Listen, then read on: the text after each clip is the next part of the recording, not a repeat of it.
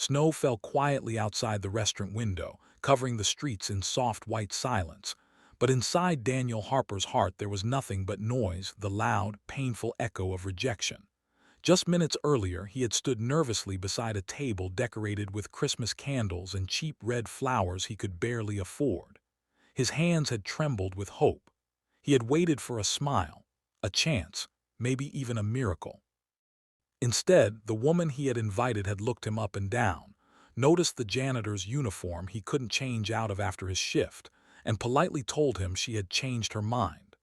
Then she walked away, leaving Daniel sitting alone on Christmas Eve, staring at the empty chair across from him. Before we continue, if you believe kindness and second chances can change lives, please take a moment to like this video, share it with someone who needs a little hope today, and subscribe to the channel Grandma Diery. Also leave a comment telling us where you're watching from. Your support helps stories like this reach more hearts. Daniel sat there quietly, trying to smile so the waiter wouldn't feel awkward. The restaurant was warm, decorated with glowing lights and Christmas garlands. Couples laughed softly at nearby tables. Families shared meals and memories. But Daniel felt like a ghost sitting among the living. He had known the date was a long shot.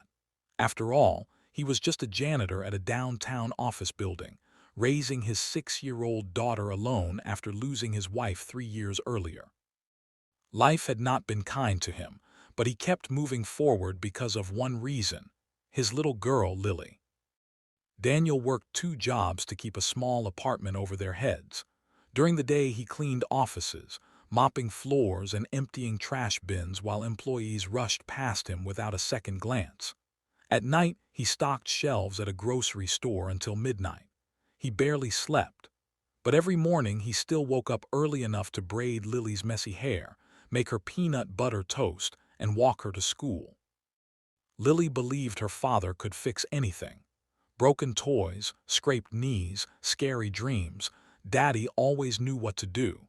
And Daniel tried his best to live up to that belief, even when he felt like the world had forgotten him. The woman who rejected him that night had been someone he met through a coworker. She seemed nice at first. She laughed at his jokes and even agreed to meet him for dinner on Christmas Eve while Lily stayed with Daniel's elderly neighbor for a few hours. For the first time in years, Daniel had allowed himself to imagine something more than survival. Maybe companionship, maybe love again. But when she saw him arrive straight from work, his uniform still smelling faintly of cleaning chemicals, her smile faded. She apologized quickly and said she realized she wasn't ready to date someone with so much responsibility. Then she left. Daniel understood what that really meant. Responsibility meant a daughter. Responsibility meant low income.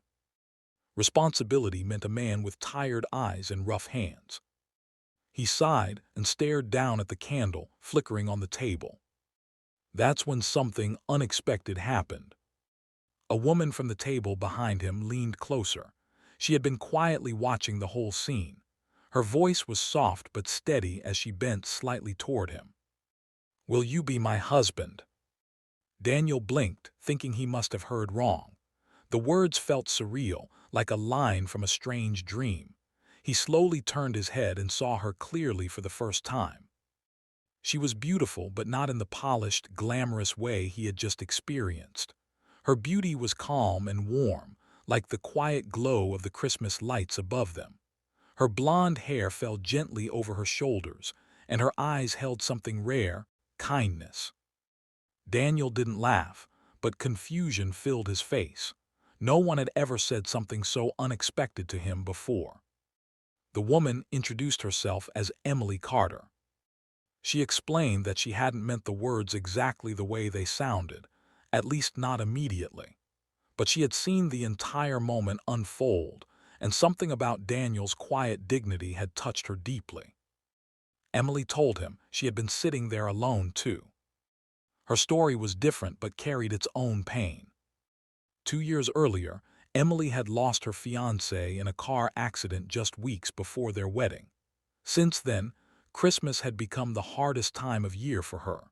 She often spent it alone, avoiding family gatherings filled with pity and questions she didn't want to answer. But that night, watching Daniel sit alone with that small bouquet of flowers meant for someone else, something inside her shifted. She saw a man who had tried, a man who still believed enough to show up. And that mattered more than most people realized. They started talking.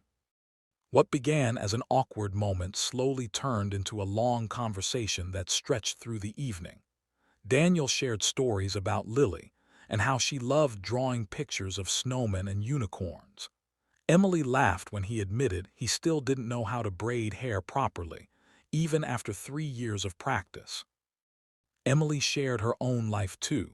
She worked as a pediatric nurse at a local hospital, helping children through some of the hardest days of their lives. She said caring for kids reminded her that hope still existed, even after loss. By the time the restaurant began closing, the loneliness that had surrounded both of them earlier that night had faded. Outside, snow continued to fall.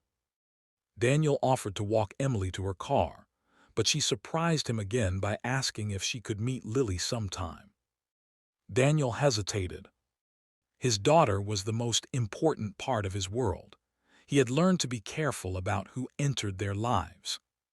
But something about Emily felt genuine. A week later, Emily visited their small apartment with a box of cookies she and Lily baked together after watching a YouTube recipe. Lily immediately adored her. Children often sense kindness faster than adults do, and Lily saw it clearly. From that day forward, Emily became a quiet but steady presence in their lives. She helped Lily with homework. She showed Daniel how to make better breakfasts. She even insisted on helping him search for a better job, eventually helping him apply for a maintenance supervisor position at the hospital where she worked. Months passed. Life slowly changed. Daniel still worked hard, but he no longer felt invisible. Emily never treated him like a charity case or a project to fix. She simply saw him for who he was, a good man doing his best.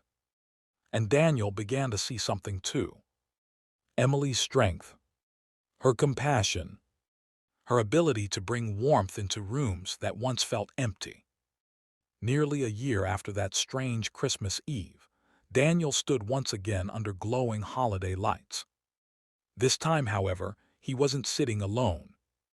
Lily stood beside him, holding Emily's hand. The small park around them sparkled with decorations and music from a nearby Christmas market. Daniel took a deep breath. Then he knelt down. Not because Emily had asked him that night in the restaurant, but because, over time, he realized she had quietly become the miracle he never expected. With nervous hands, he pulled out a simple ring he had saved for months to buy.